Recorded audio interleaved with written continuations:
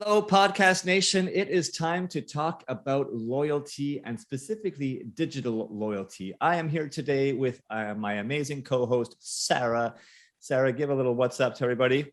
What's up, everybody? uh, Sarah, I'm curious to know about you. I mean, loyalty programs are a little bit everywhere. We all have our favorites. How many loyalty programs would you say that you are a member of? How many loyalty programs am I a member of, or how many am I active with? Oh, good question. How about both? Because I sign up for every single loyalty program, so minimum 187, but there's only about probably 3 or 4 that I really keep up with and I'm super active with. And you bring up a really great point there, Sarah, because that is very, very typical behavior. And I can say, I came across a statistic. I believe that the average person in North America is a member of 15 loyalty programs. But for sure, I'm kind of in your boat. I mean, I've signed up, every hotel that I've ever stayed at has a reward program. And so, yeah, I mean, I sign up because I'm going to get some points when I'm there.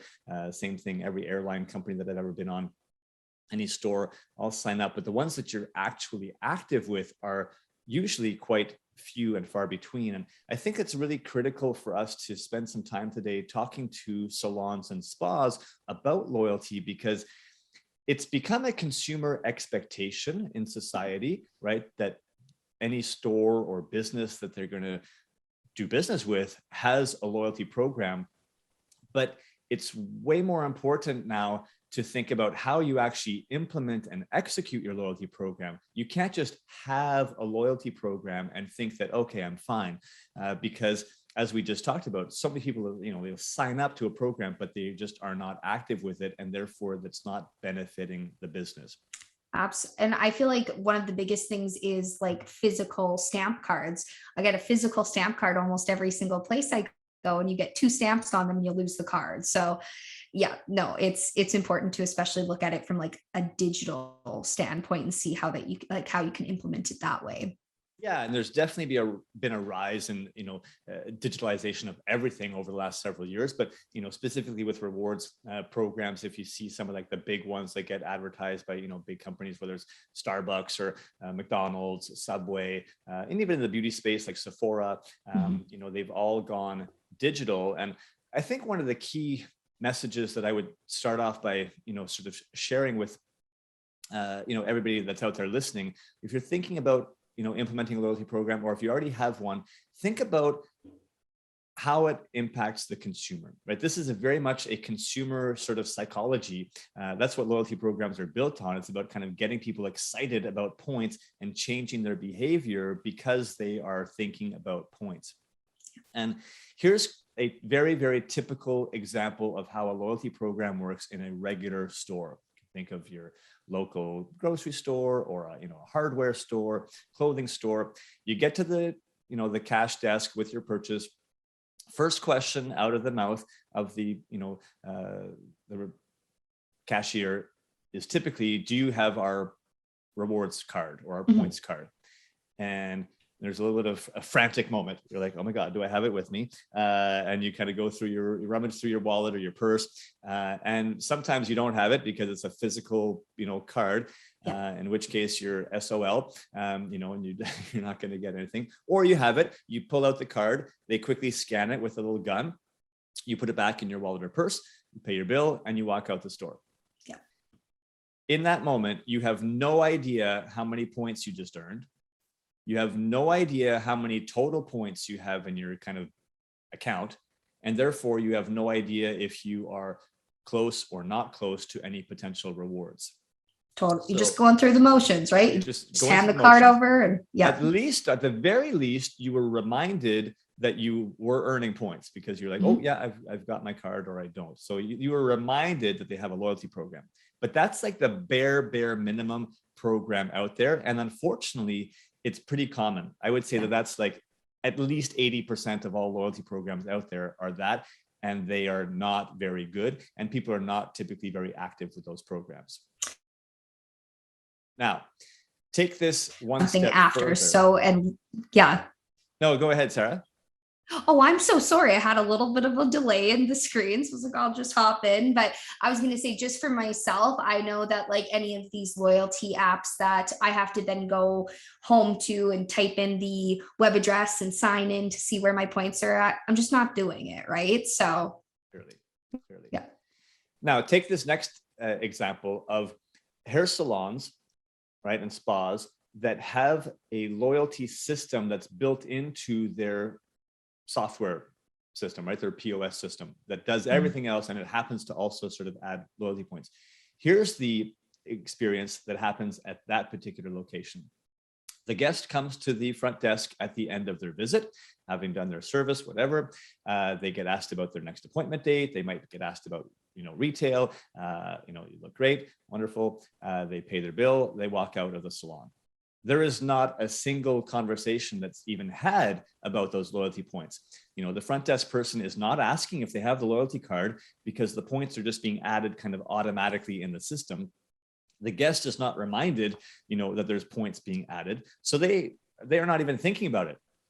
So, I mean, think about it, like that program really doesn't exist. A lot of salons say, oh, we have a loyalty program, but in that model, I have to just be very honest, there is no loyalty program happening. The only thing that's happening is that at some future point down the road, when the guest shows up at the front desk, there's going to be a little pop-up on the screen that says that they have enough points to redeem, and the front desk person at that point is going to say, oh, I see that you have enough points here for $10 off your bill today. Would you like me to apply that to your account? And the guest is not stupid. They're going to say, oh, sure, of course, why not? And so all that's happened is that after multiple visits, the salon is just giving a straight discount, and it's not changing the behavior one bit with the consumer. And that's something that we really need to raise the awareness of, is to help salons understand this and make sure that they're implementing proper salon loyalty practices.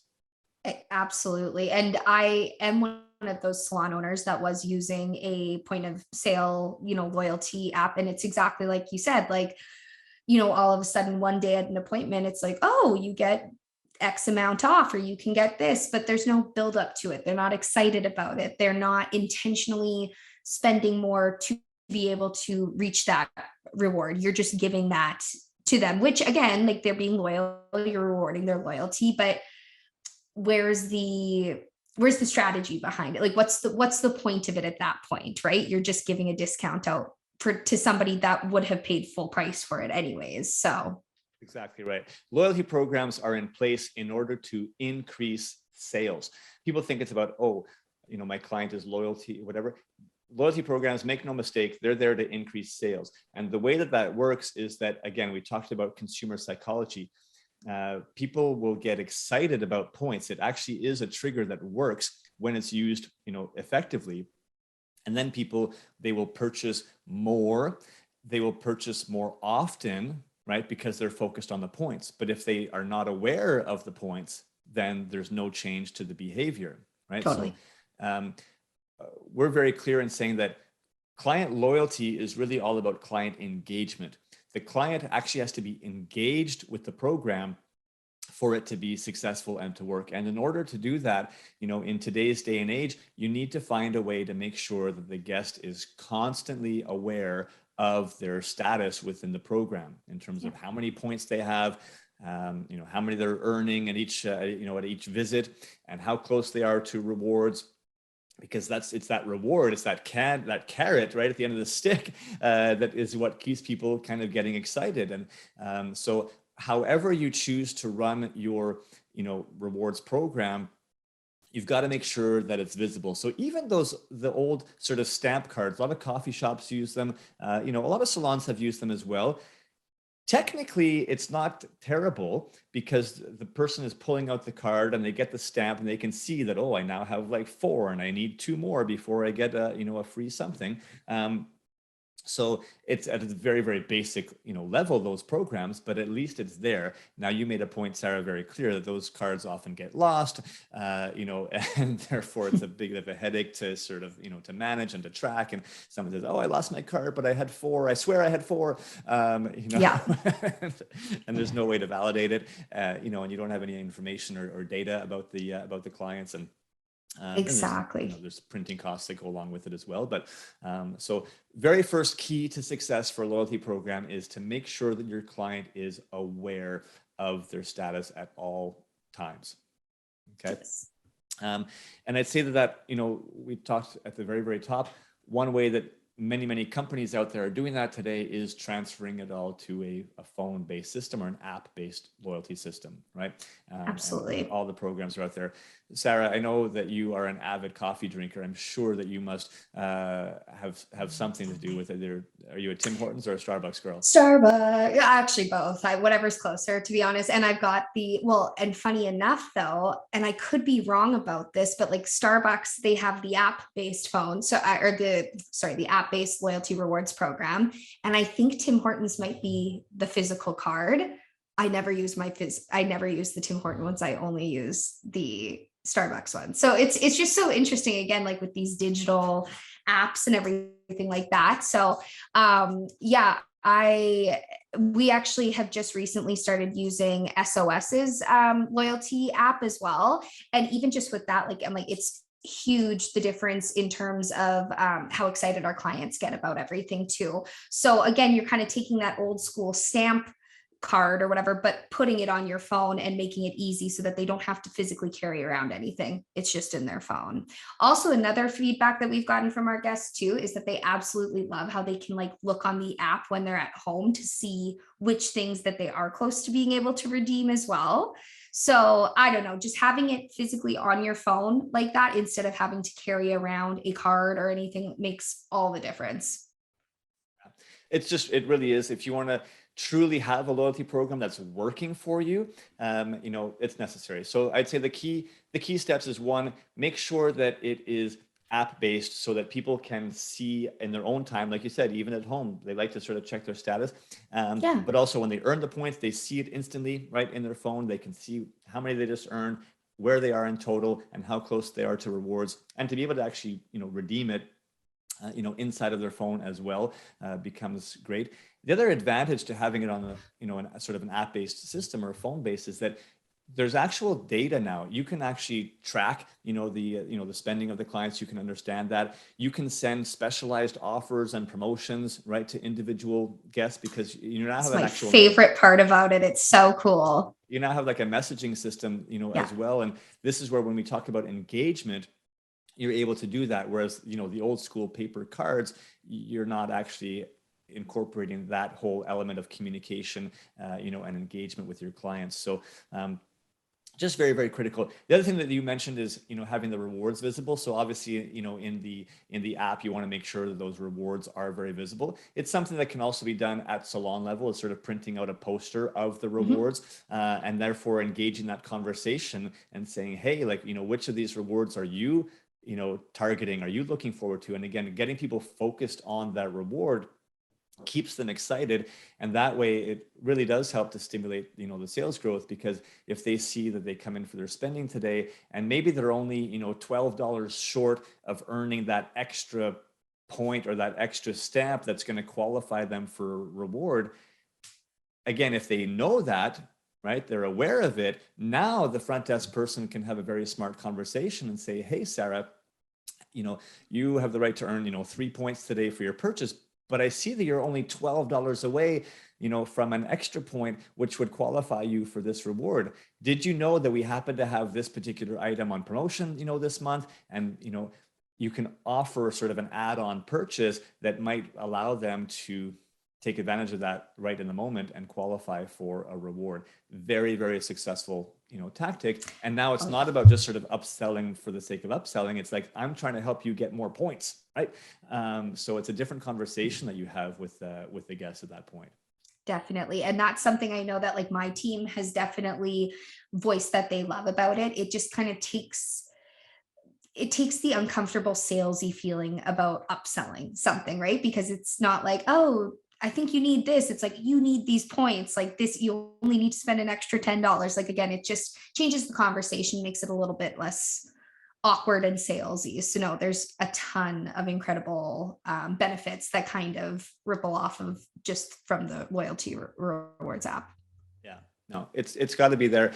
And to be very clear with everybody out there listening, I have spent the last 5 years really researching loyalty as a whole in all industries, and for our particular industry as a, obviously in particular. I'm not here to try to push the Salon S.O.S loyalty program. I want to raise awareness about the importance of loyalty, number one, because it is hugely important, and to make sure that people are executing in the best way possible that's going to be successful for your business. And there are some key things as we've gone through here today that just have to be taken into consideration. So if you have any questions whatsoever, it's just such a key part of your business. It should be a key part. We are open at any point to give you free advice, free recommendation on your system, what you're doing today, to try to help you sort of improve the best that you can. We have a lot of tools, a lot of expertise around loyalty, and we'll be more than happy to sort of give you a bit of a consultation to make sure that you are at least maximizing what you have, or to look at different options, that might be effective for your business. I want to say a big thank you for listening today to the Salon Scoop podcast, another SOS Digital Debrief. If you have any questions or comments for future episodes, don't hesitate to reach out to us, or questions specifically about loyalty. We want to hear from you, and you can reach us at by email, info@salonsos.ca, or on Instagram. Sarah, give them our address. At salon.s.o.s. On the money. Thanks so much, everyone. Have a great day. Thanks for listening. Thank you for listening. We'll catch you next time.